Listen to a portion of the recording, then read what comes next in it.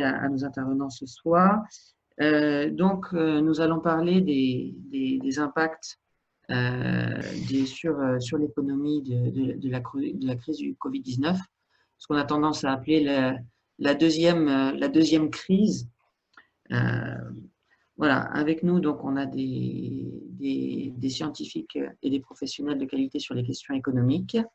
Alors, pour vous les présenter en quelques mots, donc, Samuel Delepierre, qui est agrégé en économie, notamment diplômé de Sciences Po Lille et de l'Université Paris-Dauphine, et qui a travaillé à la Direction générale du Trésor, qui travaille actuellement au FMI, et qui est également membre du think tank BSI Economics, Brainstorming Initiative in Economics à Paris.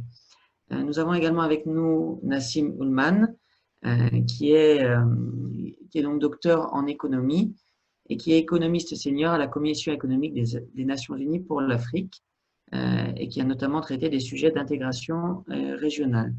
Nous avons par ailleurs également Giovanni Valencici, qui est docteur en économie et qui est économiste senior à la Conférence des Nations Unies sur le développement.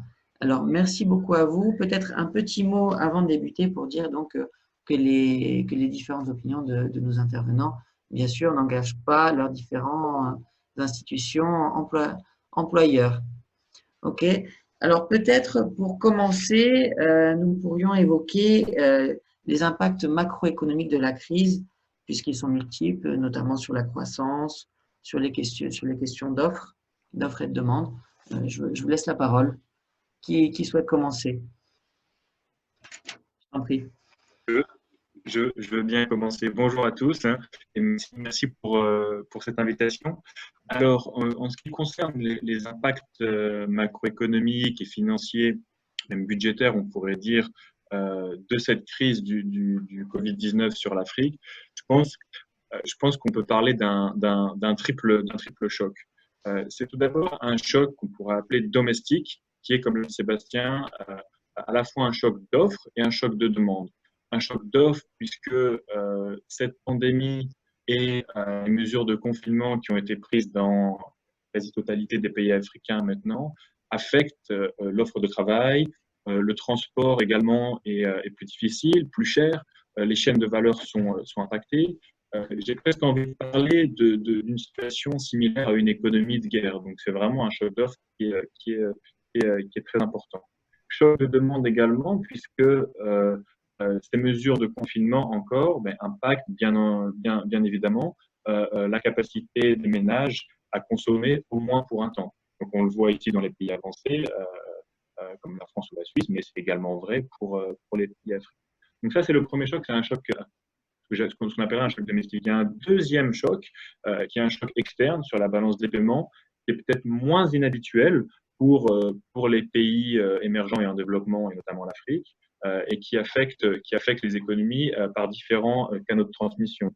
Le premier, le plus évident, c'est via la demande extérieure et les exportations, puisque la demande envers ces pays est en berne, qu'elles viennent de Chine, qu'elles viennent d'Europe, qu'elles viennent des États-Unis. Tous ces pays-là sont touchés par la crise, donc une demande qui diminue et ça impacte l'exportation de tous les pays, mais également l'Afrique.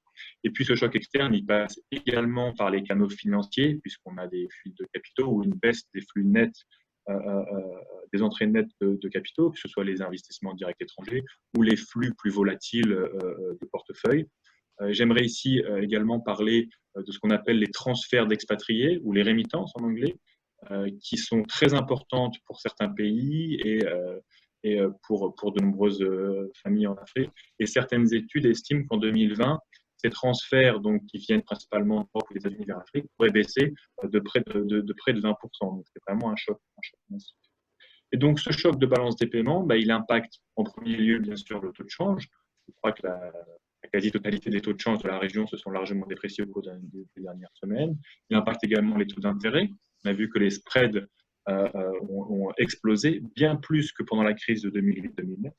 Donc vraiment, ce choc externe, il est très important. Et puis, il y a un troisième choc, je terminerai assez rapidement, qui n'est pas directement lié à la crise du Covid-19, mais qui a un impact massif sur beaucoup de pays africains. C'est bien sûr le choc sur le prix des matières premières. On pourra peut-être y revenir. Et donc, ce triple choc, hein, ce triptyque assez dévastateur, bah, bien sûr, impacte la croissance massivement. Juste pour donner un ordre d'idée, la prévision de croissance pour la région du FMI se situe aujourd'hui autour de moins 1,5%. Donc, on prévoit une récession en 2020, alors que jusqu'avant la crise, la prévision était plutôt de l'ordre de 3,5%. Donc, on a revu à la baisse de près de 5 points. C'est massif. Je crois que ce serait du jamais vu. C'est vraiment un impact massif. Alors, bien sûr, ça reflète des disparités entre les différents pays. Hein. Les pays producteurs et exportateurs de matières premières sont très touchés. Et je voudrais dire un dernier mot également sur les pays qui, dépendant du tourisme, qui sont également massivement impactés. Je pense par exemple à Maurice ou aux Seychelles. Donc voilà, très rapidement, les impacts macro. Il y a beaucoup de choses qu'on pourrait évoquer, mais je voudrais rester le plus court possible. Je vous rends la parole. Merci beaucoup. Je vous en prie, est-ce que vous souhaitez réagir là-dessus? Peut-être, oui, j'aimerais juste conforter, c'est un tableau noir qui est effectivement dressé par Samuel, mais ce tableau est bien noir.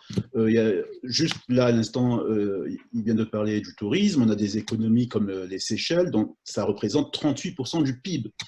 Et on passe en l'espace de quelques semaines à zéro touriste, ce qui est vraiment un choc énorme pour des petites économies qui sont souvent très fragiles, car dépendant de une, deux ou trois entrées de devises. Tout au plus. Donc, même ça touche des pays qui ont également une capacité de réaction qui est très faible. Donc, c'est en cela aussi que ces chocs sont dévastateurs, c'est que les conséquences socio-économiques vont être énormes parce que justement les capacités aussi de réponse de ces pays-là sont très faibles.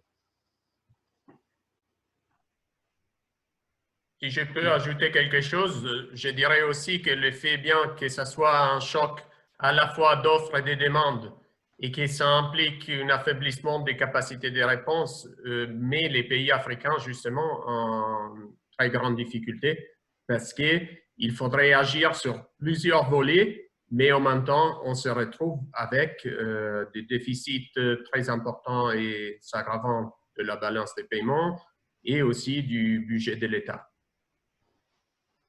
D'accord, d'accord, d'accord. Concernant,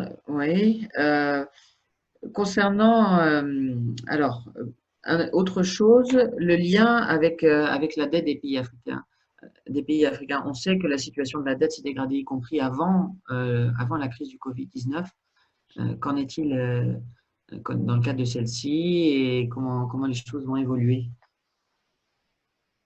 Je veux bien essayer la question puisque j'ai travaillé un peu dessus récemment. Alors, sans répéter ce que j'ai dit, bien sûr, tous les impacts macro qu'on a évoqués sont au rouge et sont assez inquiétants compte tenu de la situation d'endettement des pays africains. Il faut savoir, premier point, c'est que la situation budgétaire et donc de dette des pays du continent africain en général était déjà difficile et source d'inquiétude avant la crise. Les marges de manœuvre budgétaires étaient relativement limitées dans la majorité des pays. Les niveaux de dette étaient déjà élevés. Pour reprendre la classification de la Banque mondiale et du Fonds monétaire, il y avait, je crois, presque une dizaine de pays qui étaient en situation de surendettement et je crois 10 ou 15 pays qui étaient à haut risque de surendettement. Et j'ajouterai une dernière chose, qui est que dans la période récente, de plus en plus de pays se sont financés via des créanciers privés avec des taux d'intérêt plus élevés, un service de la dette plus lourd, et donc ce qui augmente leur vulnérabilité encore à un choc externe comme on l'a. Donc bien sûr, avec cette crise, donc, qui veut dire une récession, des déficits plus élevés, une augmentation des taux d'intérêt et une dépréciation du change, la situation de dette ne peut que se détériorer. Et c'est ce qu'on commence déjà à voir et c'est ce qui va se produire en 2020. Alors bien sûr, il y a beaucoup d'incertitudes, c'est très difficile de faire des projections, mais on peut d'ores et déjà prévoir que la situation d'endettement public va se détériorer. Maintenant, est-ce que ça va amener à une vague de défauts souverains c'est difficile de le dire, personne n'a de boule de cristal, mais oui, je pense que c'est pas à exclure, notamment pour les pays les plus durement touchés, qui étaient les plus vulnérables avant cette crise, les producteurs de matières premières, ceux qui sont en change fixe. Donc, en fonction des caractéristiques des pays, oui, je pense qu'on pourrait avoir des défauts en 2020. D'accord, peut-être des réactions. Giovanni, Nassim? Oui, je pense, nous aussi, on a constaté déjà la dégradation, disons, de la situation de soutenabilité de la dette dans les années passées. Et cette crise, évidemment, ça expose, disons, les problèmes de façon beaucoup plus importante.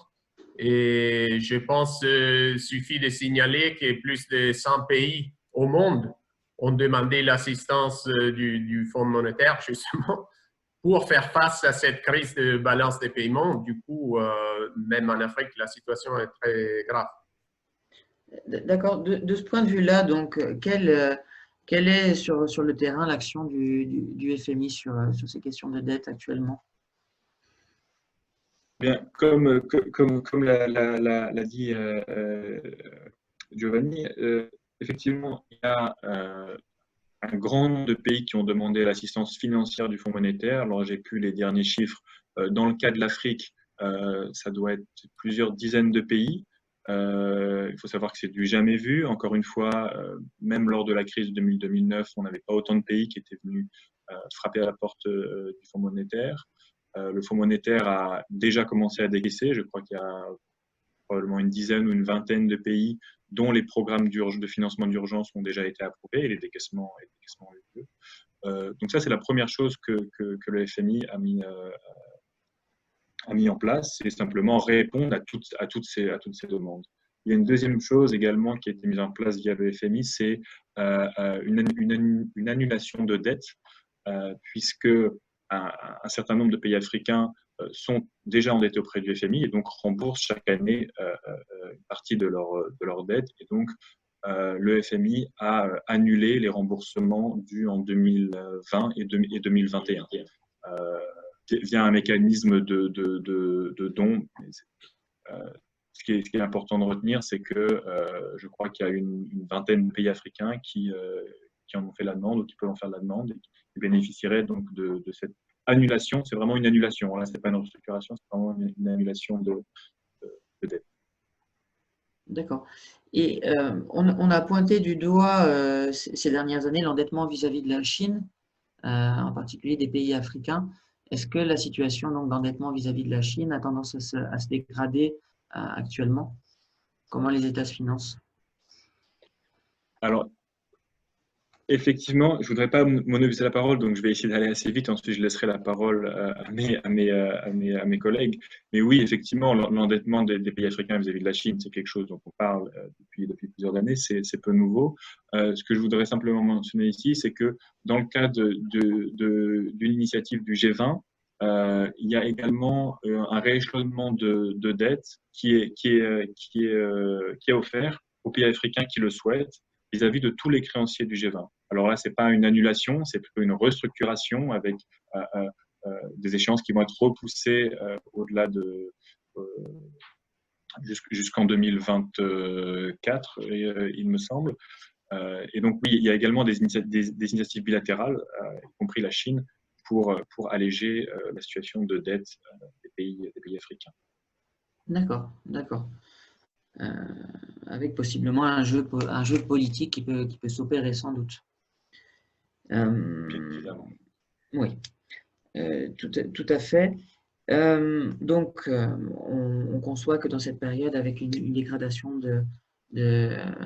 voilà, des balances commerciales, une aggravation très significative de la dette des pays africains, la marge de manœuvre des États est relativement restreinte.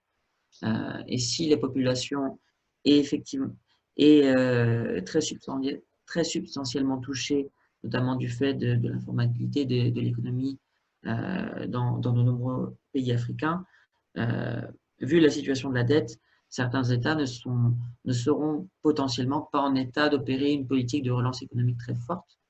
Alors, j'ai envie de vous poser quels vont être les impacts sur la question de la pauvreté dans ces pays dans les prochains mois, dans les prochaines années. Oui. Donc, si on regarde un peu en prenant le long de ce qu'a dit Samuel, ce qu'on peut constater, c'est que les estimations sont que le PIB par personne décline d'environ 3% dans la région africaine, ce qui évidemment, comme tu le disais, Sébastien, va générer des importants impacts à niveau social. Il faut se souvenir qu'en Afrique, environ le 86% de travailleurs travaillent dans les secteurs informels et la majorité parmi eux, au moins dans les villes, dans les zones urbaines, sont touchés et concernés par les confinements. Donc, ceci a clairement un impact direct sur leur possibilité de gains, sur leurs revenus, ce qui comporte des importants effets à niveau de pauvreté. Surtout si on considère que, par exemple, 70% des travailleurs sont des travailleurs à son compte. Donc, ils n'ont pas forcément des ressources qui leur permettent de tenir pendant plusieurs mois de confinement. Ce qu'on constate à niveau du tissu productif, c'est que dans les zones urbaines, une bonne moitié des entreprises sont concernées par le confinement. Et du coup, en moyenne, on parle d'usines qui opèrent à environ 43%. Et pour regarder un peu l'impact spécifique dans les différents secteurs, ce qui est important de noter, c'est que les secteurs les plus pénalisés sont malheureusement des secteurs à haute intensité de travail. Donc, on parle des manufactures, transport, distribution, logistique, mais aussi les commerces et les tourismes, comme on l'évoquait tout à l'heure. Donc, ceci a un important impact à niveau des créations, génération d'emplois et des revenus. Et on peut aussi constater que les femmes sont surreprésentées en tant qu'employées dans ces secteurs. Donc, il y a aussi un impact, disons, de genre, d'inégalité des genres. Dans ces contextes-là, ce qui est une variable clé, c'est aussi la durée du confinement, parce que les États africains se retrouvent devant un compromis entre, disons, essayer de protéger le plus la santé publique, mais en même temps, ne pas imposer ces genres de coûts à la population et les groupes les plus vulnérables. Donc, nous, on a, disons, à la CNUSED, on a essayé un peu de regarder ce qui seraient les impacts à niveau de pauvreté, en prenant comme, disons, point de départ les estimations de croissance de l'FMI, justement. Et ce qu'on constate, c'est qu'on peut s'attendre à une hausse de le nombre de personnes au monde qui sont dans une situation d'extrême pauvreté, donc qui gagnent moins d'1,90$ par jour, de 68 millions. Donc, ça représente à peu près une hausse de 1% de l'incidence de la pauvreté à niveau mondial. Mais ce qui est important de remarquer, c'est que l'Afrique, et en particulier la région subsaharienne, serait la plus touchée par ces chocs-là. Et du coup, ça représenterait une augmentation de 31 millions environ de personnes de plus qui seraient en situation d'extrême pauvreté. Ceci dit, même dans la région de l'Afrique du Nord, on voit des effets importants parce qu'on le sait déjà depuis quelques années, il y avait plusieurs chocs, la guerre en Libye, le printemps arabe, etc. Donc, bien sûr, l'incidence de la pauvreté extrême n'est pas aussi haute, mais là aussi, on constate un impact très important. OK. Je peux ajouter bien sûr. quelques éléments là-dessus. Effectivement, aussi, à la CEA, on a des chiffres équivalents, à savoir que sur une estimation de croissance, il y a déjà quelques semaines qui était à une récession de -1 dans un scénario de récession. On était à 26 millions de nouveaux pauvres. Donc, c'est vraiment des chiffres qui correspondent à ceux de la CNUSED.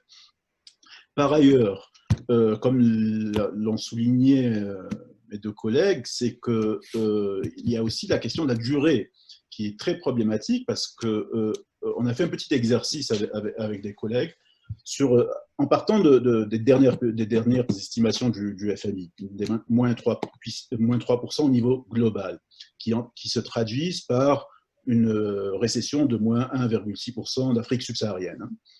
Donc ça fait, comme le disait Samuel tout à l'heure, ça fait une baisse, par rapport à la dernière prévision d'octobre dernier du FMI, on est à moins 5 points de pourcentage dans le PIB africain.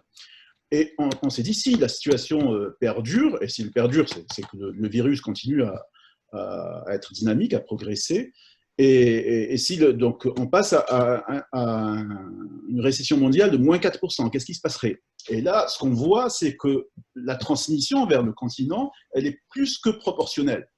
C'est-à-dire, compte tenu des spécificités des économies africaines, petites, fragiles et vulnérables, souvent mono-exportatrices, la durée fait que ces chocs-là vont avoir des conséquences beaucoup plus fortes. Et là, par exemple, sur le moins 4%, on se retrouve avec une chute du PIB de moins 7,9%. La différence, je parle de la différence, alors qu'on était à moins 5. Donc, déjà, on est quasiment à 2,5 à 3 points de plus. Donc la durée serait catastrophique pour le continent parce que, encore une fois, les moyens de répondre, de mettre en place tout de suite un filet social ne sont pas là parce qu'il y a un problème de balance de paiement, il y a un problème de dette, on en a parlé tout au début, et c'est ça qui rend les moyens de réponse très peu, enfin quasi inexistants. Et donc c'est la raison pour laquelle effectivement la question de la dette et du traitement très rapide de la dette est crucial parce que ça permet de libérer des leviers pour les économies du continent pour répondre à cela, sachant que vraiment la durée va être déterminante par rapport à la pauvreté. Si je peux peut-être ajouter juste une chose pour faire écho à ce qui a été dit sur la durée de la pandémie. Je voudrais souligner qu'effectivement, il y a un point qui est très important, c'est l'incertitude. Et au FMI, et dans n'importe quelle institution qui fait des projections, on est toujours très, très prudent et chaque prévision s'appuie sur ce qu'on appelle un scénario central.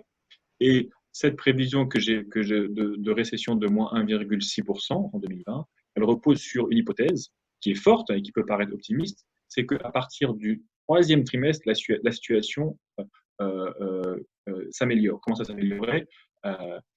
Or, on sait que au point où on est aujourd'hui, certains considèrent que nos prévisions est déjà optimiste. Et ces projections, elles comportent également beaucoup de risques qu'on appelle baissiers, qu'on a déjà mentionné. Donc, je voudrais vraiment insister sur l'incertitude. Il y a toujours de l'incertitude dans les prévisions, mais en particulier dans la situation actuelle, puisqu'il y a de l'incertitude sur la pandémie elle-même, sur sa progression, sur l'impact des mesures de confinement, sur leur efficacité, incertitude sur le déconfinement, est-ce qu'on va avoir une deuxième vague, et également beaucoup d'incertitudes sur le comportement des individus, notamment en ce qui concerne la consommation. Ça, c'est une grande question, on n'a pas de réponse, c'est que lorsque la crise sera passée ou la situation en train de s'améliorer, quels vont être les comportements de consommation? Est-ce qu'on va avoir un effet balançoire où en fait les ménages vont essayer de rattraper en quelque sorte le retard perdu, ce qui d'un point de vue économique serait plutôt bénéfique, ou est-ce qu'au contraire l'incertitude et l'inquiétude va prévaloir et on va avoir plutôt des comportements prudents d'épargne qui pourraient encore davantage retarder la reprise? Donc encore une fois, il y a énormément de facteurs d'incertitude qu'il faut prendre en compte et j'insiste sur le fait qu'il faut prendre les prévisions macroéconomiques avec beaucoup de pincettes, de manière générale, mais en particulier dans le contexte actuel. Ce qui pose quand même question pour les décideurs africains aujourd'hui, de nombreux pays ont mené des politiques volontaristes, en particulier sur les questions d'accès à la santé, mise en place de la couverture maladie universelle, compte tenu de la situation de la balance commerciale et de la dette des États. Certains programmes qui ont porté leurs fruits et qui ont permis d'améliorer la situation sociale et de promouvoir les objectifs du développement durable, ne devront-ils pas tout simplement être ajournés ou supprimés avec les conséquences que l'on peut imaginer? Je pense dans la situation de l'Afrique, déjà, on est dans une situation où la plupart de la population n'est pas couverte par ces filets, disons, sociaux, de protection sociale et tout. Et évidemment, ce n'est pas dans une situation de crise qu'on peut les mettre en place rapidement. Il faut agir, disons, dans un contexte d'émergence. Ce qui est, si on veut, encourageant jusqu'ici, c'est que, quoique la pandémie progresse à un taux assez important, mais pour l'instant, dans la plupart, je dirais, des pays africains, on parle encore d'un nombre assez limité de patients. Ce qui est important aussi, à mon avis, pour ce qui concerne la durée, c'est aussi l'aspect, disons, de la division entre zones rurales et zones urbaines.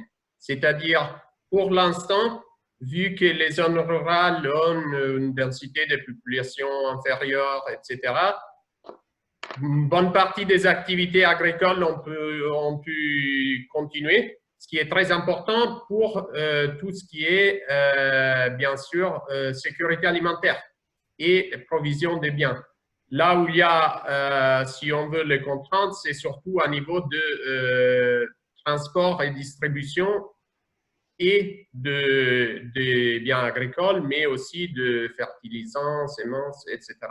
Donc, de notre point de vue à la CNUSED, un des aspects les plus importants, c'est qu'on arrive à maintenir la viabilité du secteur agricole, même dans les mois à venir, parce que, disons, des interruptions, des perturbations de ce genre aussi qui affectent l'offre de nourriture, ça pourrait générer encore plus de situations dramatiques à niveau social et aussi perturber la cohésion sociale qui est nécessaire pour réussir à mettre en place des réponses, même, disons, à un coût relativement réduit, mais des réponses qui sont pratiques sur les terrains, disons, qui ont un effet concret sur les terrains.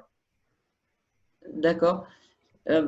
Et à ce titre, est-ce que l'on peut, à juste titre, considérer que cette crise peut permettre pour les économies du continent, avec des travailleurs jeunes, de favoriser une certaine relocalisation de la production, de stimuler la résilience et d'imaginer d'autres modes économiques, d'autres types d'activités qui puissent se développer et contribuer au développement des pays. Oui, je vois justement, je lisais la question de Thomas, effectivement, sur ce point-là. C'est une véritable, comment dire, on dit toujours à chaque crise une opportunité, et c'est effectivement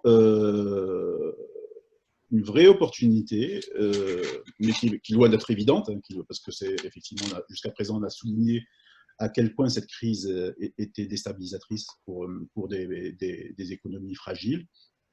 Mais en même temps,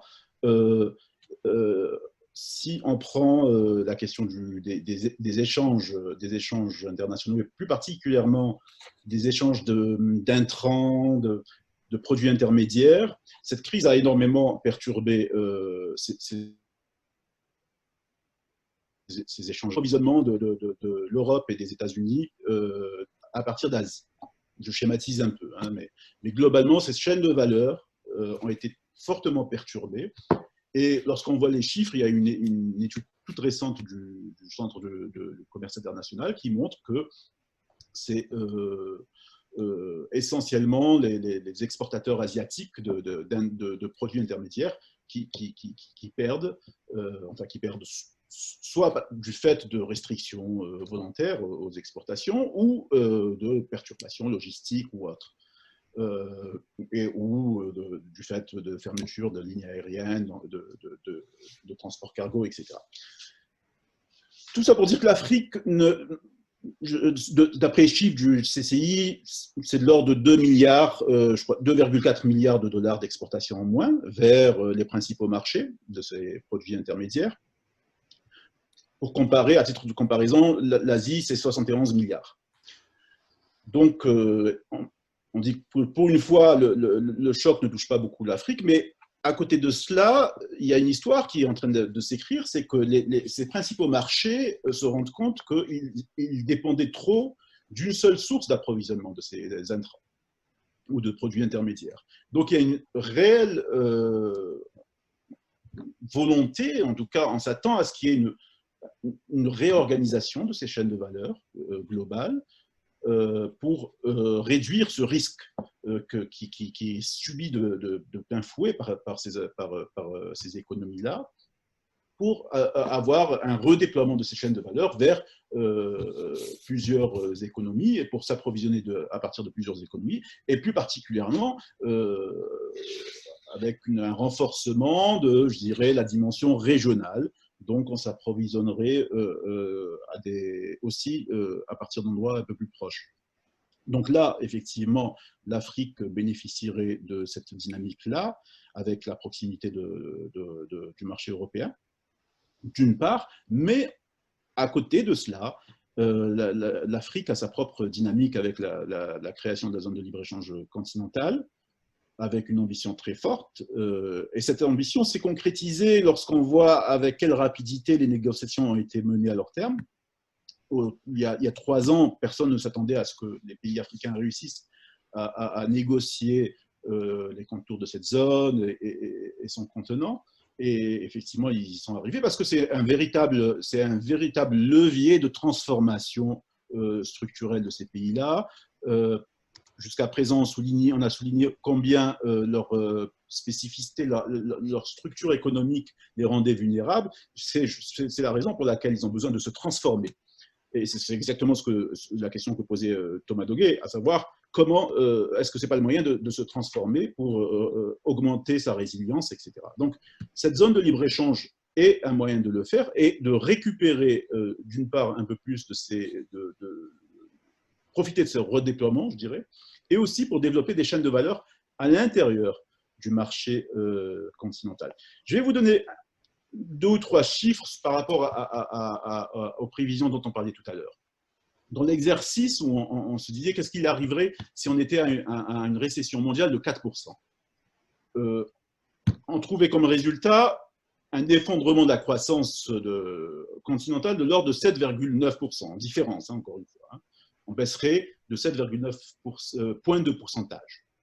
Sur ces 7,9 points de pourcentage, si on mettait en place immédiatement, si on accélérait la mise en place de la zone de libre-échange continentale, telle qu'elle est conçue, en gardant 10% de produits qui ne seraient pas tout de suite libéralisés, donc telle qu'elle a été négociée, on réduirait ce choc-là de l'ordre de 35%. C'est énorme. Par rapport à un accord commercial, c'est quasiment un tiers du choc négatif qui serait absorbé assez rapidement. Et si en plus, après, à côté de cela, on met en place on parlait tout à l'heure des médicaments, de tout ce qui est appareils médicaux, etc. Si là aussi, on injecte énormément d'appui en termes de facilitation du commerce pour justement tout de suite créer des chaînes de valeur au niveau du continent sur la production de médicaments, sur la production de matériel médical, là, on pourrait augmenter cette capacité à absorber le choc. Et là, c'est typiquement ce que soulignait Thomas par sa question, à savoir, voilà comment on se transformerait assez rapidement, on pourrait commencer cette transformation-là grâce à cette crise. Donc, ça donne des opportunités, mais encore une fois, mettez-vous à la place d'un décideur public qui doit gérer une situation de crise extrême avec des millions de personnes en pauvreté, donc tout de suite faire du cash transfer, de transférer de l'argent, parce que surtout dans des économies informelles, là, il faut arriver à donner tout de suite de l'argent à des personnes qui ne sont pas identifiées. Donc, Et là aussi, je rebondis, je termine là-dessus, c'est également une opportunité de faire ce cash transfert, ce transfert de sommes monétaires directes, parce que ça va permettre également de travailler sur une meilleure identification des personnes vulnérables et en besoin, puisqu'elles viendront elles-mêmes se signaler. Ça permettrait également de tout de suite enclencher une identification numérique. Là aussi, l'Afrique a montré dans les années récentes qu'elle était capable de tirer profit de révolutions technologiques. Je parle des paiements par téléphone et autres. Donc là aussi, on peut très vite faire des progrès énormes en matière d'identification numérique et avoir pour chaque citoyen un numéro unique, Digital ID, ce qui permettrait justement d'améliorer cette capacité des États à transférer de l'argent vers les personnes nécessiteuses. Donc voilà, là encore, beaucoup d'opportunités dans la difficulté, mais de réelles opportunités.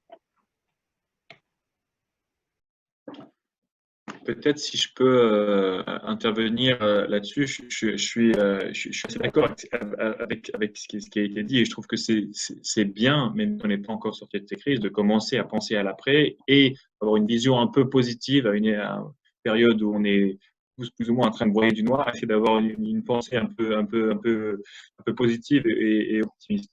Mais je voudrais simplement rappeler quelques éléments que pour que cette opportunité puisse se réaliser et qu'elle ne reste pas un vœu pieux, il y a un certain nombre de fragilités ou de vulnérabilités qu'on appelle généralement structurelles qui sont présentes dans beaucoup de pays africains qui devront être auxquels les gouvernements vont devoir s'atteler pour que ce vœu de diversification, de davantage d'exportation, de plus de résilience puisse avoir lieu. Et les fragilités dont on parle, elles sont bien connues. C'est un capital physique qui est trop faible, qui est de mauvaise qualité. Alors bien sûr, il y a le transport, les infrastructures, de communication, l'électrification, c'est des choses qui ont été identifiées de longue date, mais qui mettent beaucoup de temps à s'améliorer et qui pénalisent encore largement bon nombre de pays africains. Donc, le capital physique dans un premier temps, le capital humain dans un deuxième temps, il faut davantage investir dans l'éducation, dans la formation.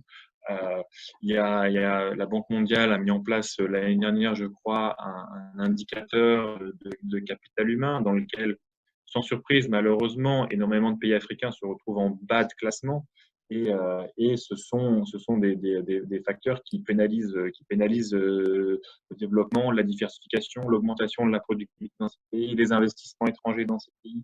Et donc, il faut vraiment c'est un chemin qui sera long puisqu'il y a des investissements massifs qui sont nécessaires. Je mentionnerai un dernier point qui est un point sur lequel le FMI attache désormais beaucoup d'importance, qui est la question de la gouvernance. La gouvernance, c'est très large, ça veut dire beaucoup de choses. Et je pense bien sûr à la question de la corruption, de la qualité des finances publiques, de la transparence.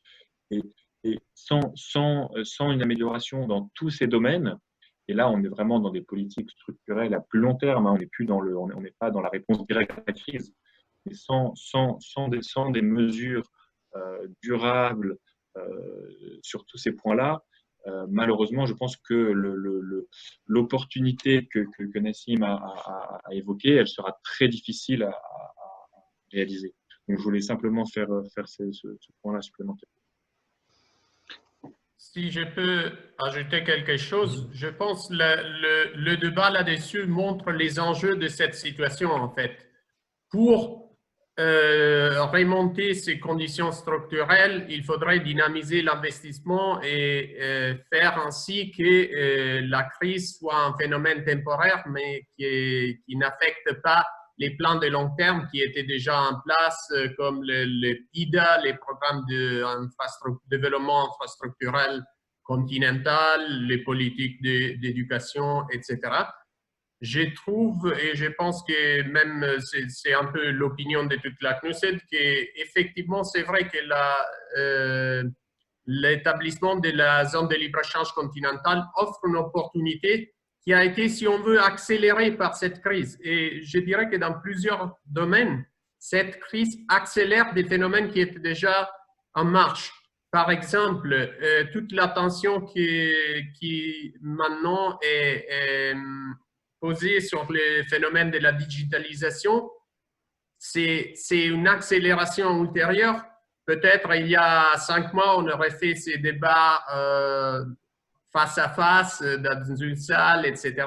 Maintenant, tout le monde rapidement a dû apprendre à utiliser Zoom, soit Teams ou d'autres logiciels.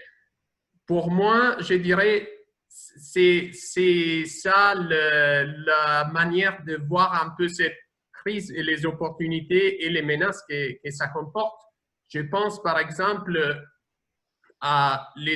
aux différents pays africains qui ont su mettre en place des initiatives pour réaliser des kits pour les testings à un prix très contenu. On a des exemples au Sénégal, au Ghana, etc. C'est encore une fois des occasions d'innovation qui, disons, ont eu un certain succès jusqu'ici. Bien sûr, il faut les commercialiser et avoir la faisabilité, disons, sur les marchés. Mais il y a des opportunités. Le vrai point clé est de savoir cueillir ces opportunités, à mon avis, et de les cadrer dans une vision de long terme. Et c'est de ça dont parlait Samuel et Nassim, à mon avis. Ok. Peut-être, je voulais évoquer un autre point avec vous. On parle de restructuration des économies africaines. Au niveau des entreprises africaines, quelles sont leurs situations qui, entre guillemets, tirera les marrons du feu? Alors, je ne sais pas si je peux commencer. Je pense que la question est très importante et c'est difficile de généraliser parce que bien sûr, ça dépend beaucoup des situations d'un pays à l'autre. Il y a une première considération, à mon avis, qui est importante, c'est le fait qu'en général, dans les économies africaines, on s'est retrouvé dans une situation où il y avait une large majorité d'entreprises qui étaient petites, voire même informelles. Et là, le vrai problème, c'est que ça risque d'être les entreprises qui seront les plus impactées parce qu'elles n'ont pas les ressources pour faire face à un confinement qui dure très longtemps et qui, on l'a dit tout à l'heure, le BIT avait estimé 83% des entreprises informelles sont concernées par les confinements. Donc, ça a une répercussion directe. Par contre, on a souvent parlé de ce qu'on appelle en anglais le missing middle, le fait que les moyennes entreprises sont très rares. Et après, on a un nombre relativement contenu, mais d'entreprises assez grandes, que ce soit des multinationales ou nationales, mais qui représentent la plupart des exportations et une part très importante de revenus. Et ça, c'est des entreprises qui, bien sûr, sont très affectées, mais en même temps, ils ont plus de ressources pour faire face à une crise qui se veut au moins relativement temporaire. Parce que, par exemple, ils ont accès au crédit, ils ont en place de fonds d'urgence, etc. Donc, c'est là où, à mon avis, il faut agir aussi pour s'assurer que cette crise ne représente pas un phénomène qui va faucher une partie énorme de la scène entrepreneuriale en laissant que les plus gros qui survivent et les informels qui, bien sûr, sont plus flexibles pour des raisons en principe.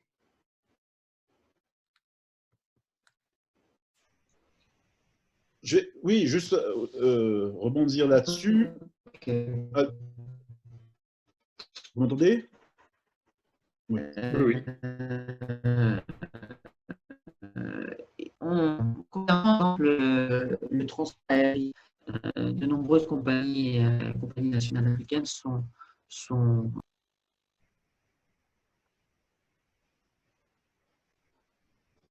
Ah, on a perdu Sébastien. Je suis de retour, c'est bon. Ah, Sébastien est là. Oui, oui, donc, juste pour… Je rebondissais sur ce que disait Giovanni, sur le fait qu'effectivement, de nombreuses entreprises sont menacées du fait de leur taille, sachant que les petites entreprises, les auto-entrepreneurs sont les premiers touchés directement, puisqu'elles disparaissent très rapidement. Donc là, effectivement, c'est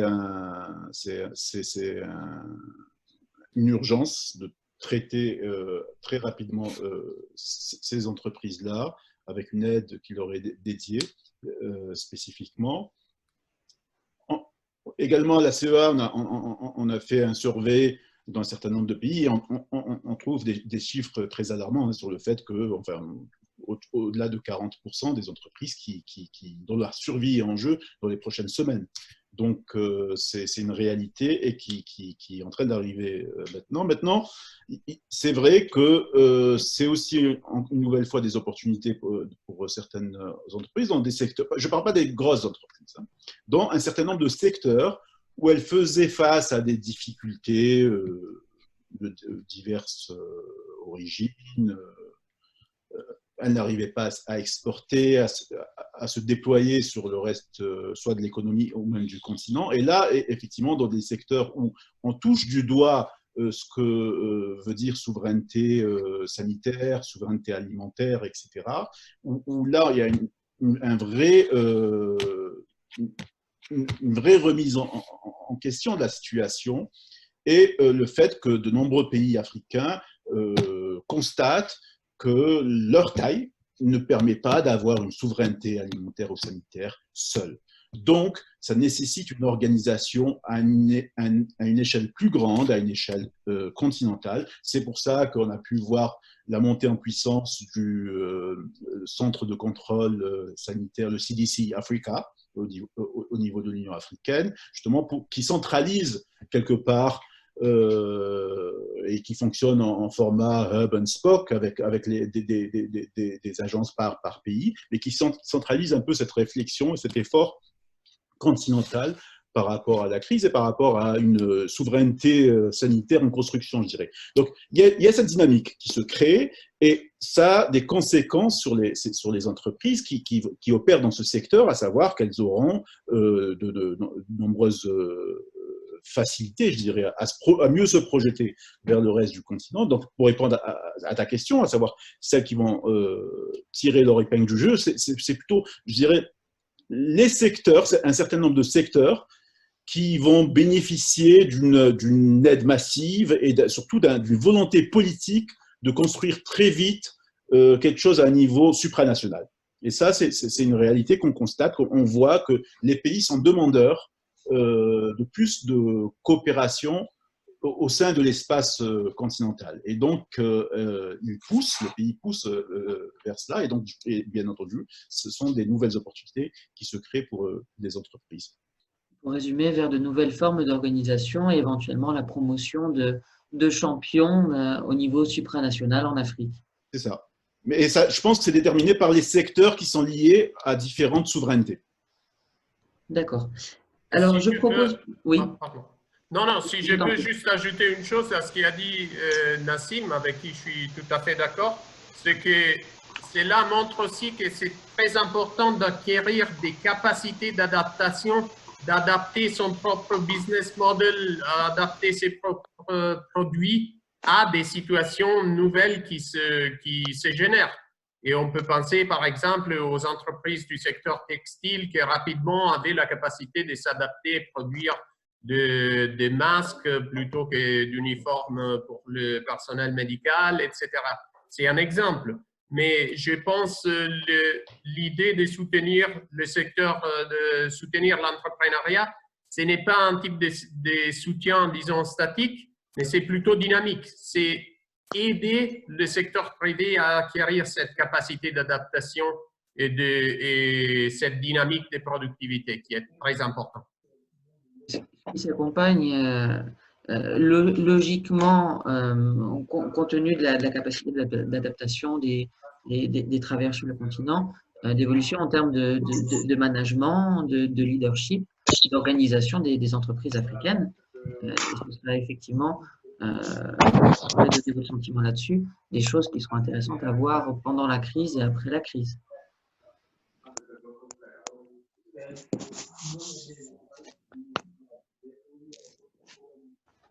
Oui. Oui. Bonjour. Je me permets On d'intervenir. peut éventuellement d'ouvrir les questions, oui. On avait l'occasion. Donc oui, je vous ai posé une question tout à l'heure, Thomas Doguet. J'en ai une nouvelle. Tout d'abord, merci pour vos interventions. Du coup, la question que j'ai, c'est par rapport au niveau de la coopération. Vous avez parlé beaucoup de l'échelle supranationale. J'aurais voulu savoir si, au contraire, l'échelle territoriale et du coup très locale et la gestion des biens communs, entre autres, pouvaient justement être des solutions. Parce que, de mon point de vue, en fait, l'émergence de géants africains, de sociétés, on va dire, qui permettraient de répondre à cette échelle-là, ce ne sera pas forcément l'échelle adaptée, à mon sens, pour le continent. Je ne sais pas ce que vous en pensez de votre côté.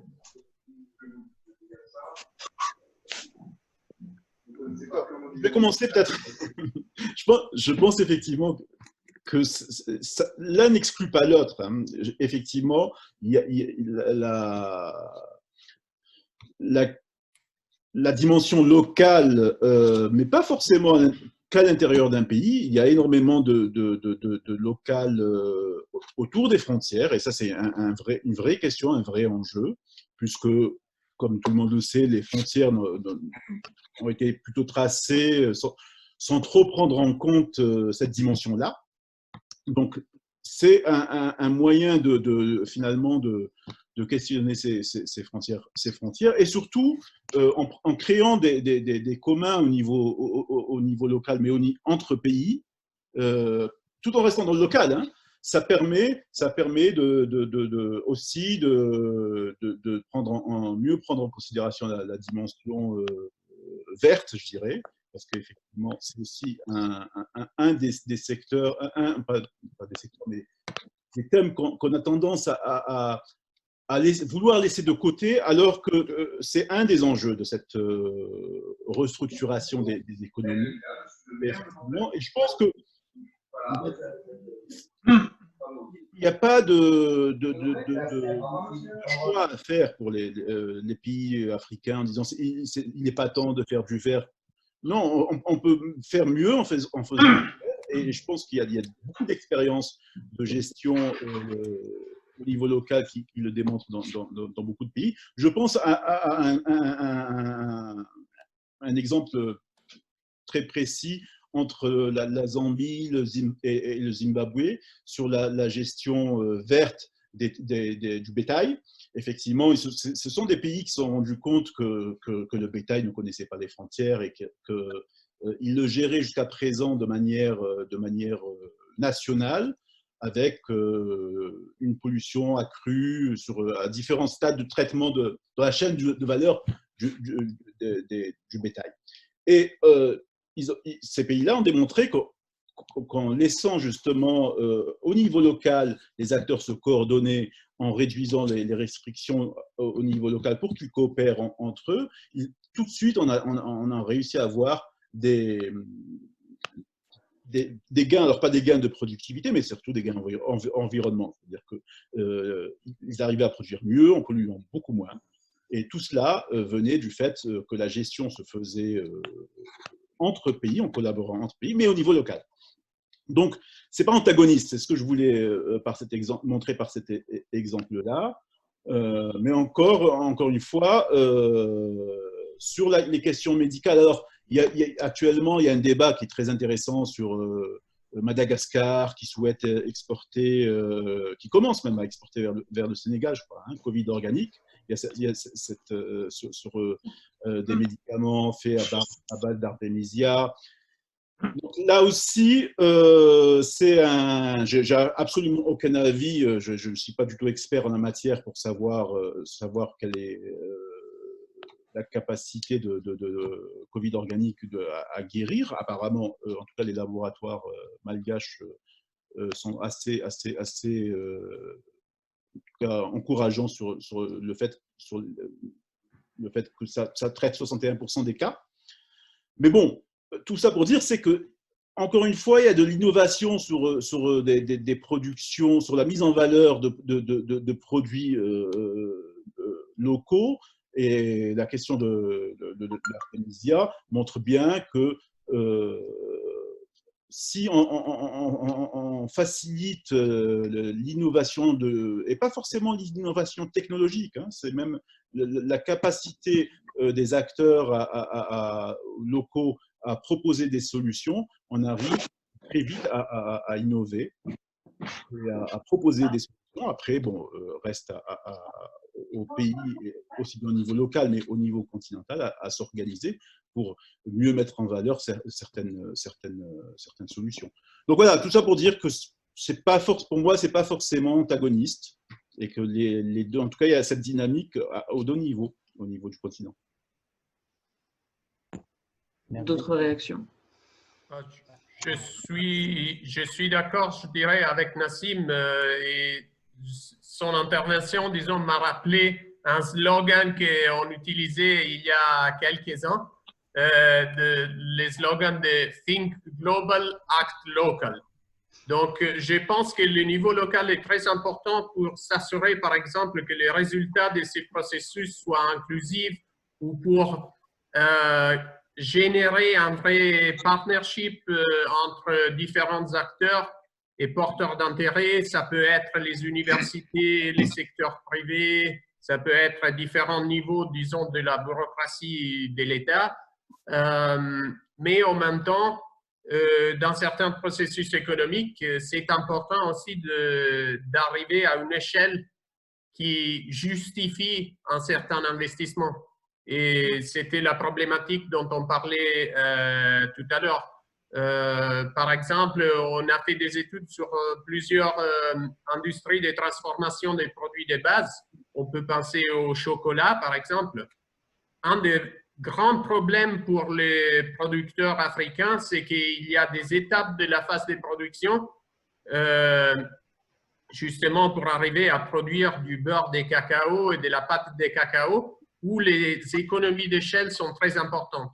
Donc, on se retrouve dans une situation dans laquelle, sauf dans les grands producteurs comme les Ghana ou la Côte d'Ivoire, les autres pays n'ont pas réussi à attirer suffisamment d'investissements dans cette étape industrielle-là.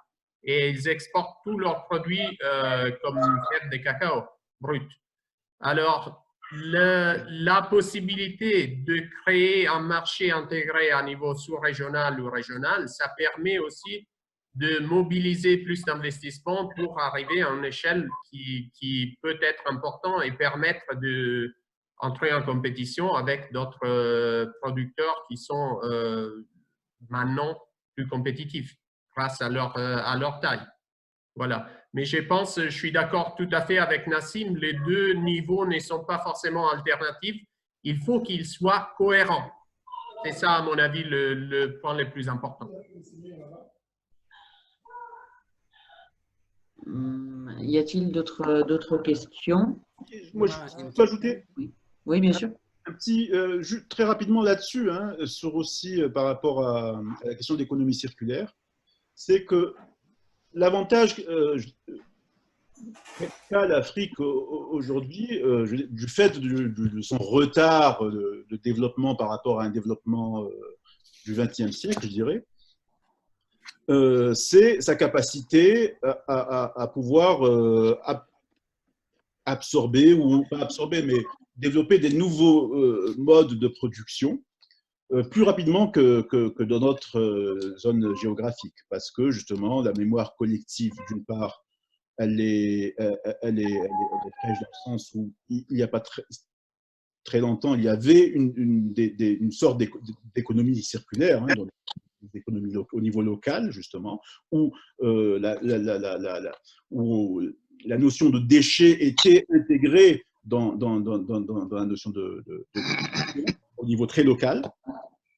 Et reste persuadé que sur ces questions-là, sur la capacité de développer et d'innover en matière de mode de production, et notamment en mode de production sur le type économie circulaire, c'est quelque chose dans lequel l'Afrique a une vraie carte à jouer. parce que, encore une fois, la mémoire collective est très fraîche à ce niveau-là. Et en plus, elle s'allie à une capacité à tout de suite changer de mode de production, en tout cas beaucoup plus rapidement que d'autres économies où il y a une pesanteur liée à l'histoire. Voilà, donc c'est quelque chose à ne pas négliger, effectivement, à encourager, vu que une fois qu'on aura absorbé, je dirais, cette critique au niveau sanitaire et social, il y aura aussi beaucoup d'opportunités de nouveaux investissements. Oui, Oui. je peux intervenir. Bonsoir à tous. Didier Mayon-Bevada, Africa 21 France. D'abord, je voudrais remercier Samuel, Nassim et Giovanni pour la qualité de leurs interventions. J'avoue que par moments, les chiffres me donnent un peu de tournis, mais c'est votre métier et je vous en félicite énormément parce que ça permet de mettre un peu de rationalité dans la pensée qu'on peut avoir sur l'état des diverses Afriques, je le dis à dessein, et surtout quel recul on peut avoir quant à la projection et en même temps le constat qu'on fait de la situation des différents pays en Afrique. Cela dit, si on prend la problématique des chiffres, j'avoue que moi, j'ai souvent du mal à y entrer. Par contre, je vais faire une lecture essentiellement politique de tout ce que j'ai entendu tout à l'heure. Et quitte à être provocateur, je me demande bien si tous ces différents constats qui ont leur réalité et leur rationalité intrinsèque et les projections qu'on donne, est-ce que tout ça aura nécessairement une occurrence sur la réalité des populations africaines? Je m'explique. En plus, je fais directement le lien avec un dialogue qu'on a déjà eu sur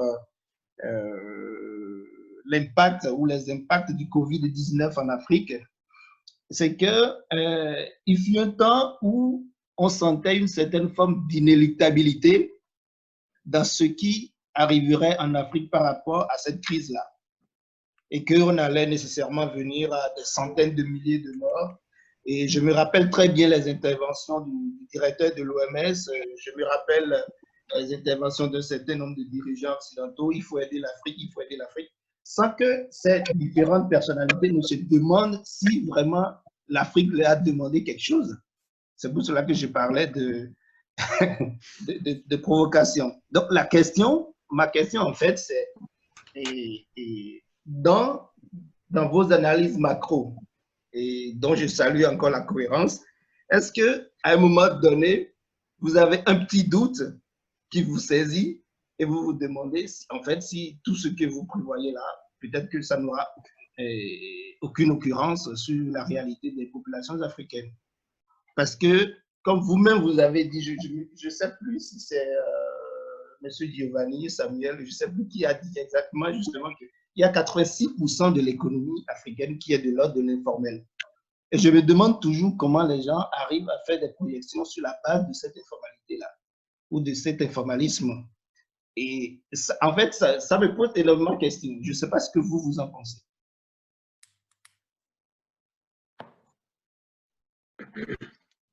Peut-être je peux essayer d'apporter quelques éléments de réponse. Merci pour la question et l'aspect provocateur, je pense que ce n'est pas un problème. C'est bien de temps en temps de secouer l'arbre pour en faire sortir les questions les plus importantes. Donc, tout d'abord, sur la question de la fiabilité de ces projections, encore une fois, je l'ai déjà fait, mais je vais le redire, il y a énormément d'incertitudes dans n'importe quelle projection économique. On dit toujours que les économistes sont meilleurs pour expliquer pourquoi ils se sont trompés que pour prévoir les choses qui vont réellement se passer. Mais donc, je voudrais insister sur la question de l'incertitude, notamment dans la situation actuelle. Deuxième point, sur la question de l'impact réel dans la vie des gens, des discussions un peu macro qui peuvent paraître un peu stratosphériques. Oui, malheureusement ou heureusement, mais ces considérations économiques ont un impact. Je vais en donner deux, par exemple, qui sont très simples. Si on a une crise économique majeure, avec une chute de la croissance, une chute de l'activité, qu'est-ce que ça veut dire? Dans les faits, ça veut dire qu'il y a des entreprises qui mettent la clé sous la porte. Et ces entreprises qui mettent la clé sous la porte, eh bien, elles vont licencier des gens et on va avoir des gens au chômage, sans emploi et sans ressources, parce que dans beaucoup de pays, il y a peu ou pas de filet de sécurité. Ça, c'est un impact très basique. Un autre impact, on a parlé de la dette pour les pays africains au début. Un pays en situation de surendettement qui est amené à faire défaut, c'est un pays qui est exsangue budgétairement. Et qu'est-ce qu'on fait quand on n'a plus de ressources? Eh ben, on coupe les dépenses. Et couper les dépenses, eh ben, on commence généralement par couper les dépenses d'investissement. Alors ça se voit peut-être moins à court terme, hein, pour les habitants de ces pays-là. Mais qu'est-ce qu'on fait ensuite? Ben, on peut couper dans les transferts ou dans les dépenses de biens et services. Et généralement, qu'est-ce qu'on coupe en dernier? C'est vraiment un signe que la crise et le défaut est imminent. On coupe dans les salaires.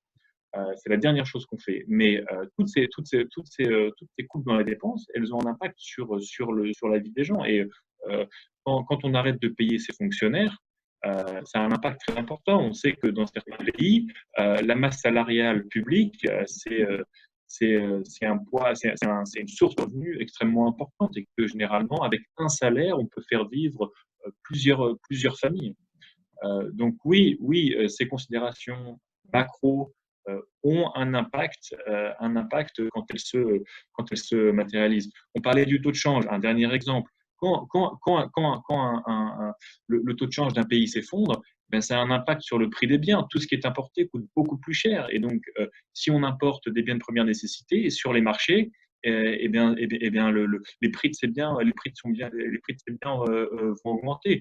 Et on sait très bien que dans les pays qui sont soumis à des fortes fluctuations du change, les populations locales, elles savent très bien comment ça se passe et elles essayent de se protéger et elles comprennent très bien les mécanismes de taux de change qui parfois sont compliqués à intégrer pour des économistes éloignés qui n'ont pas été confrontés à la réalité de ce que ça veut dire un taux de change qui s'effondre. Donc oui, je voudrais essayer de rassurer l'auditoire. Oui, ces considérations, elles peuvent paraître un peu stratosphériques, mais quand elles se matérialisent, ces crises, elles ont un impact important. Et un dernier point sur la question de l'informalité, je ne peux qu'être d'accord. Bien sûr, on fait des prévisions sur ce qu'on sait, et si dans certains pays, l'informalité peut représenter jusqu'à 80% de l'économie, bah, bien sûr, les prévisions valent ce qu'elles valent.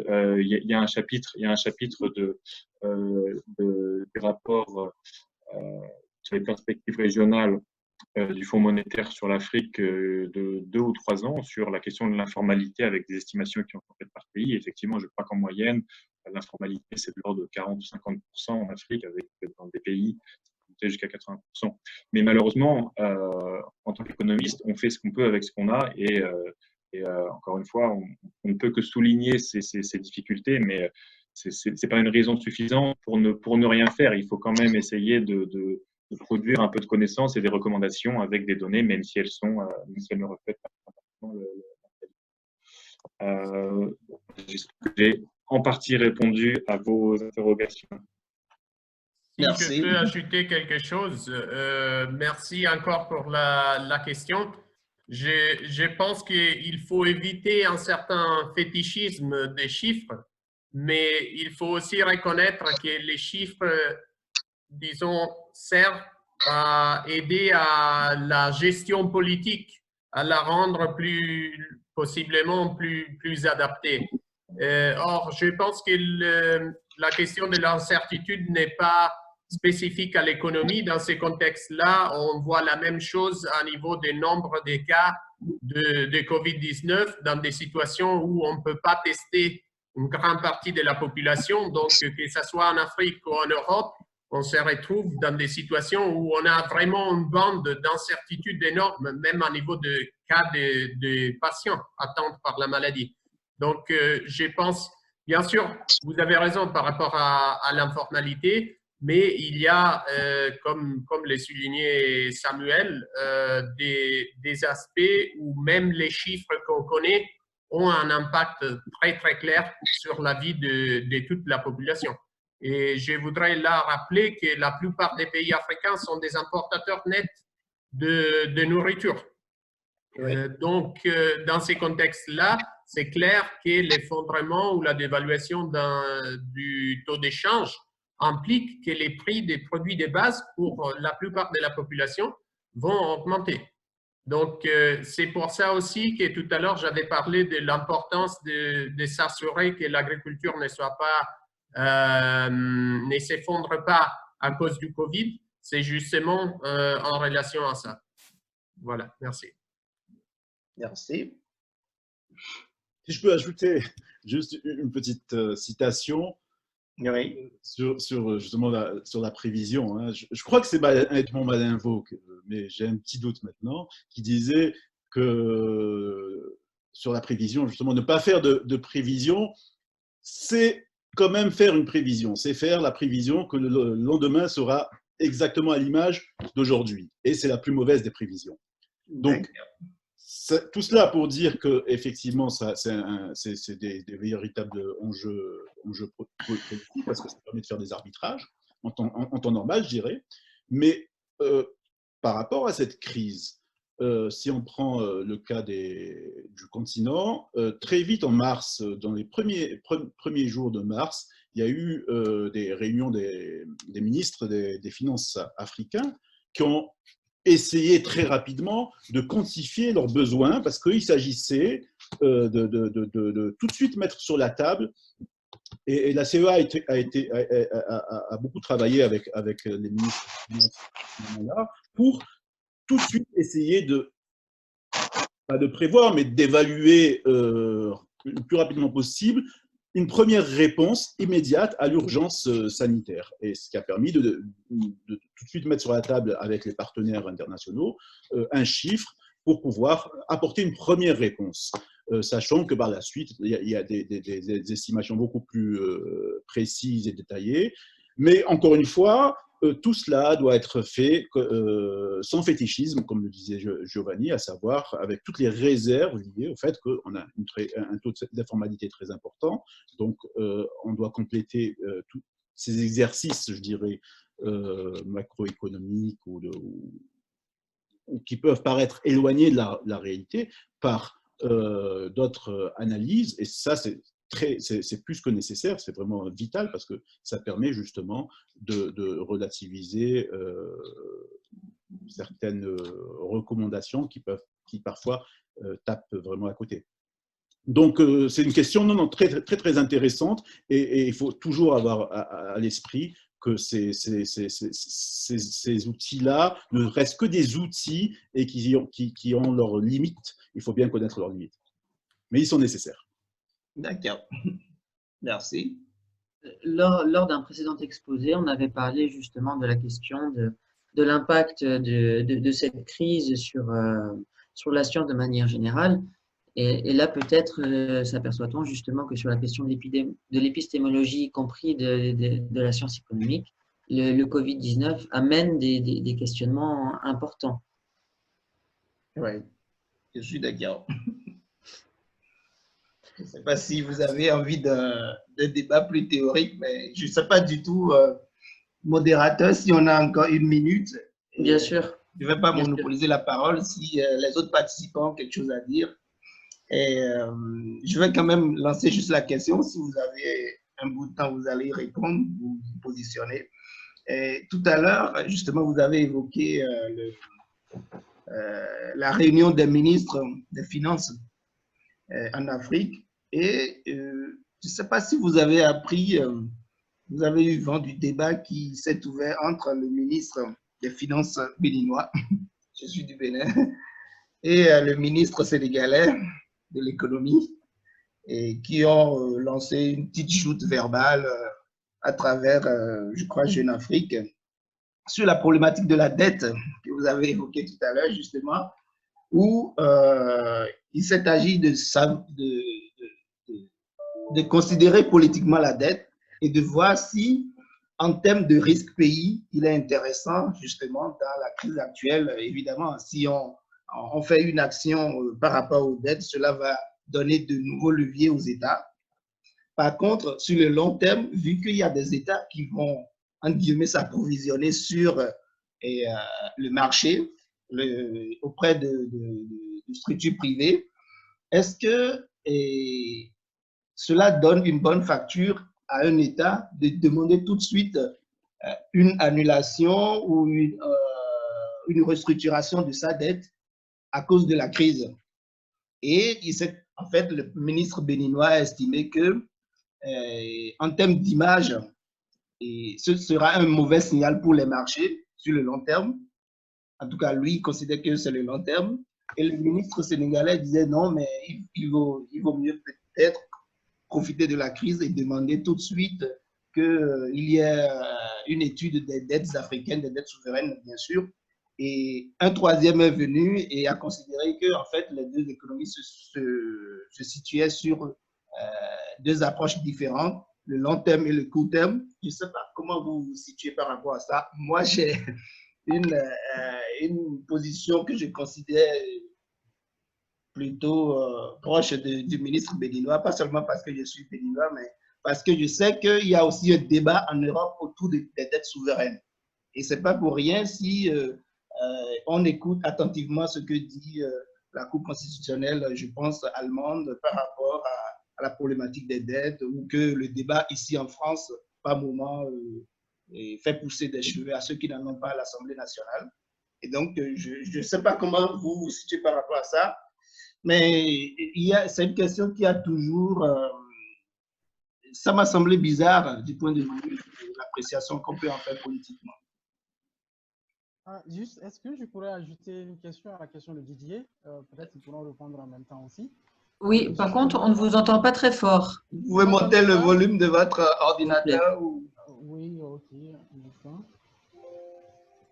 Vous m'entendez mieux maintenant? Tout à fait. Oui. Voilà, donc merci beaucoup. Merci à tous les intervenants. C'était donc des interventions donc de très grande qualité. Et pour rebondir justement à ce que Didier disait, donc j'ai suivi donc le discours donc entre Romuald et Abdoulaye Diallo. Et donc, on donc envoyé donc, comme vous l'avez dit, donc un petit peu des attaques en fait. Donc, mais je pense que pour comprendre ça, il faut en fait faire la distinction donc, entre une dette qui a qu'on appelle ça un caractère public et la dette commerciale en fait, parce que ce à quoi Romuald faisait référence, il faisait plutôt donc référence donc à une dette donc commerciale, la dette donc privée si on veut le dire, celle qui a été donc acquise sur le marché donc financier via donc des mécanismes donc d'investisseurs privés. Donc cette dette là est beaucoup plus difficile en fait à annuler en fait. En revanche, lorsque l'on considère donc une dette qui a été donc accordée donc par des États via donc des budgets publics, elle est beaucoup plus facile donc à annuler en fait. Donc c'est ce que je voulais donc ajouter donc par rapport à ça. Mais on a vu justement la semaine dernière les ministres des Finances de 17 pays de l'Afrique, ça n'a jamais eu lieu. Ils ont signé donc une tribune dans le sujet en Afrique et ils ont dit donc ils auront besoin de 100 milliards de dollars pour pouvoir donc assurer donc la relance de l'économie donc du fait donc du Covid-19 en fait. Et donc le FMI a apporté donc dans l'immédiat 17 milliards de dollars. La Banque mondiale est en train donc d'apporter donc son soutien. Ma question, c'est d'où viendra en fait toutes les ressources donc manquantes? Où est-ce qu'on pourra donc mobiliser donc l'ensemble de ces ressources pour pouvoir donc assurer donc une bonne relance de l'activité économique? Peut-être une question à Giovanni. Est-ce que dans le cas donc des LDC, des pays les moins avancés, vous avez souligné donc très bien le fait que la crise peut avoir donc un caractère donc de gender, voilà, et ça peut aussi exclure en fait le secteur agricole, qui peut être plutôt une bonne nouvelle pour ces pays-là. Donc, pour les pays les moins avancés qui sont plutôt très dépendants du pétrole, je prends par exemple le cas de l'Angola par exemple, est-ce que vous avez donc des estimations sur les impacts potentiels sur ces pays-là?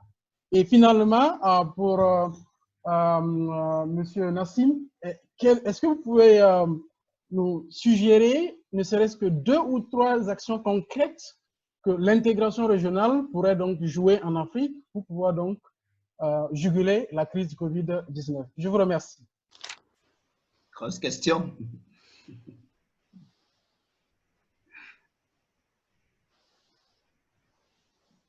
Qui souhaite se lancer? Je veux bien essayer de dire quelques mots sur la question de la dette, et ensuite je laisserai la parole à mes collègues. Comme l'a dit Josh, le deuxième intervenant, effectivement, il faut bien distinguer les différents types de dettes par créancier. Donc, il y a ce qu'on appelle la dette multilatérale, qui est due aux institutions de développement, que ce soit le FMI, la Banque mondiale ou les banques régionales de développement. Et ensuite, la dette bilatérale, donc qui est la dette vis-à-vis d'autres pays. Donc, ça peut être la France, la Chine, n'importe. Et ensuite, il y a la dette détenue par des créanciers privés. Et effectivement, quand on restructure une dette, le processus et la difficulté dépend du type de créancier qu'on a en face.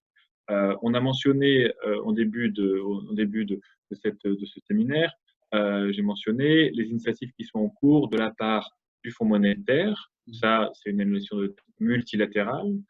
Il y a également l'initiative du G20, donc là, c'est de la dette bilatérale. Je souhaiterais ajouter ici que ces annulations de dette ne sont bien sûr pas forcées, hein, c'est aux pays débiteurs, donc les pays africains, d'en faire la demande s'ils pensent qu'ils ont besoin de ces ressources. Mais bien sûr, ce n'est pas obligatoire. Et enfin, troisième point, on n'en a pas encore parlé, c'est la dette privée. Et comme l'a dit Josh, c'est plus difficile de renégocier de la dette détenue par des créanciers privés. Il y a plusieurs raisons. Une des raisons, c'est que généralement, cette dette elle est détenue par un nombre d'investisseurs qui peut être important, donc c'est difficile de mettre tout le monde autour de la table. Elle est souvent en droit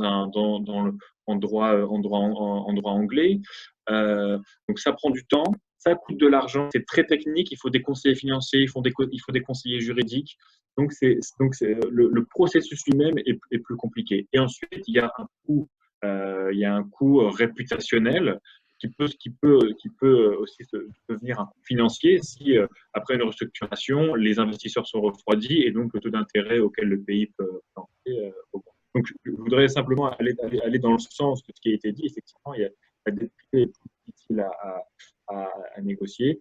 Et un dernier point, effectivement, pour l'instant, le créancier privé manque un peu à l'appel en termes de soutien financier à l'Afrique. Et je pense que pour atteindre les 100 milliards, qui est le chiffre que je ne connais pas, hein, qui a apparemment été mentionné par les ministres des Finances, il faudra des initiatives du secteur. Voilà, c'était quelques éléments de réponse que je voulais apporter sur la question de la dette. Si je peux ajouter quelque chose à ce qu'a déjà dit Samuel, qui a tout à fait raison, je voulais juste mentionner, il y a même une initiative de la CEPR, justement, qui a proposé un mécanisme pour assurer la participation des créanciers privés dans les mêmes termes, à niveau de, disons, payer les coûts de cette réduction. Parce que l'incentive, bien sûr, du moment où les créanciers bilatéraux et multilatéraux réduisent la dette, bien évidemment, les privés ont un incentive à faire ce qu'on appelle du free ride. Donc, des économistes ont proposé ces mécanismes. La question est débattue et voilà.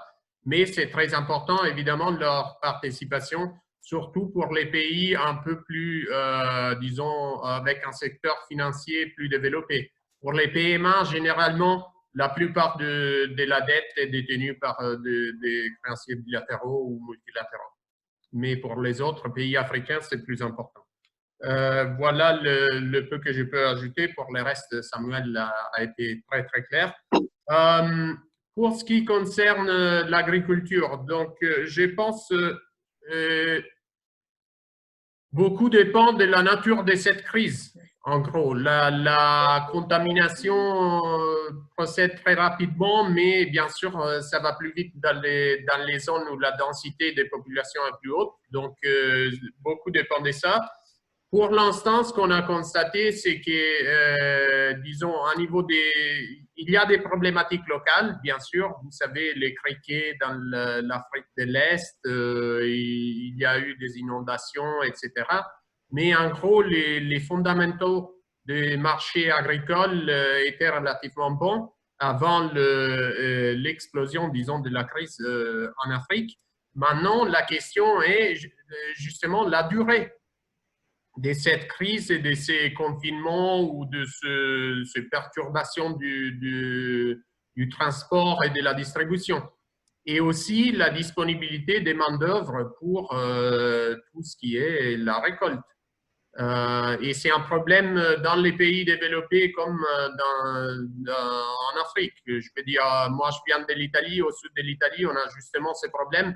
Il n'y a pas assez de gens pour forcément récolter tous les produits. Donc ce n'est pas une question spécifique à l'Afrique, mais en Afrique, ce qu'on sait, c'est que plus ou moins 60% de la population vit en zone rurale. Donc cela permet un peu de résilience en plus. Le problème pourtant, c'est réussir à vendre ce qu'on récolte, parce que autrement, ce n'est que l'agriculture de subsistance qui va réussir à remonter la situation.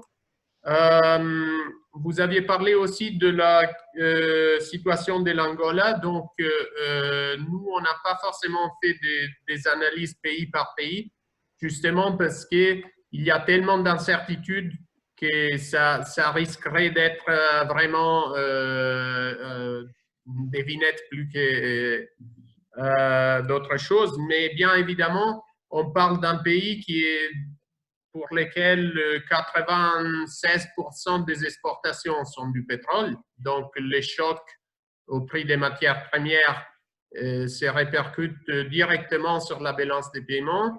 C'était un pays qui avait déjà demandé assistance au FMI, je pense, en 2017, si je ne me trompe pas, mais en tout cas qui avait déjà quelques difficultés avec sa dette et qui avait obtenu un certain allègement de la dette bilatérale par la Chine l'année passée ou il y a 2 ans.